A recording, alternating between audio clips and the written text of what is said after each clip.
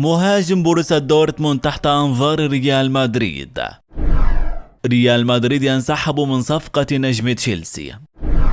تعليق مفاجئ من امبابي بعد مباراة المنتخب. ولكن قبل بداية الفيديو شاركونا برأيكم في التعليقات على الصفقات التي تتمنون انضمامها للريال في الفترة القادمة.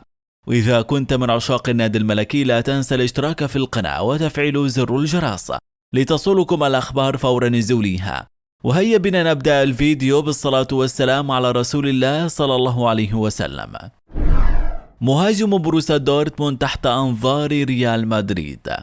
أكدت تقارير صحفية أن نادي ريال مدريد الإسباني مهتم بالتعاقد مع كريم أديم مهاجم بروسيا دورتموند الألماني في فترة الانتقالات الصيفية. وكان ريال مدريد قد تعاقد مع الإنجليزي بلينغهام قادما من بروسيا دورتموند مقابل 103 مليون يورو زائد إضافات بنسبة 30% من قيمة المبلغ المدفوع. وانتقل أديم البالغ من العمر 21 عام إلى دورتموند صيف العام الماضي قادما من سالزبورغ النمساوي ليسجل مع فريقه 9 أهداف ويصنع 5 في الموسم المنقضي. وبحسب صحيفة بيلد الألمانية فإن ريال مدريد يمكنه ضم لاعب جديد من دورتموند، حيث أنهم قد تواصلوا مع وكلاء أديم لمحاولة ضمه. وأوضحت الصحيفة أنه يوجد اهتمام متزايد داخل ريال مدريد بضم أديم، حيث أن النادي يريد إضافة مزيد من السرعة في خط هجومه.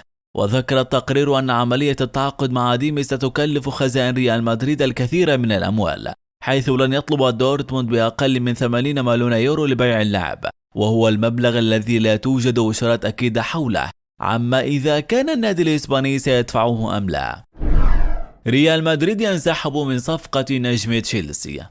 ذكر فابريزو رومانو الصحفي الإيطالي الشهير المختص بأخبار انتقالات اللاعبين أن إدارة ريال مدريد الإسباني قد صرفت النظر عن التعاقد مع الألماني كاي هافرتز نجم تشيلسي الإنجليزي خلال سوق الانتقالات الصيفية الحالية.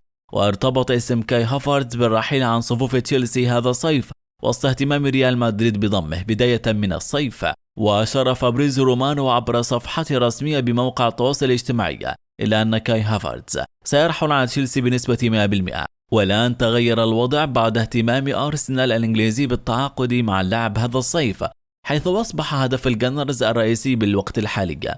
وأكمل الصحفي الشهير أن تشيلسي يرغب في مبلغ 90 مليون يورو من أجل بيع اللاعب، ولكن البلو سيكون مرنا أكثر بشأن تخفيض المبلغ المطلوب.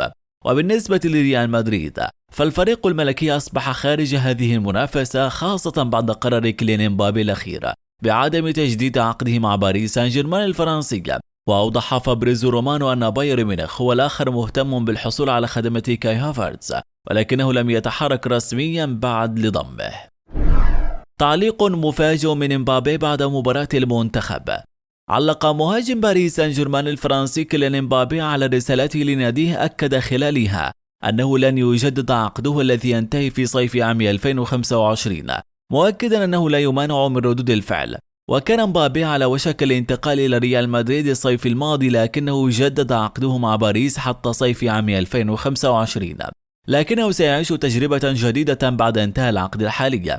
وقال امبابي في تصريحات صحفية عن رسالته للمسؤولين والمشجعين في باريس: بصراحة لم أكن أعتقد أنها ستسيء لأي شخص، لقد أرسلت رسالة للتو وتابع، لم أكن أعلم أن هذه الرسالة ستقتل شخصا، إنها مجرد رسالة ولا يهمني ردود الفعل. امبابي أوضح لاحقا أنه لم يدخل في محادثات مع إدارة باريس سان جيرمان بخصوص تمديد عقده، مشيرا إلى أنه أخطر الإدارة بالفعل في يوليو 2023 أنه لن يستمر بعد عام 2024.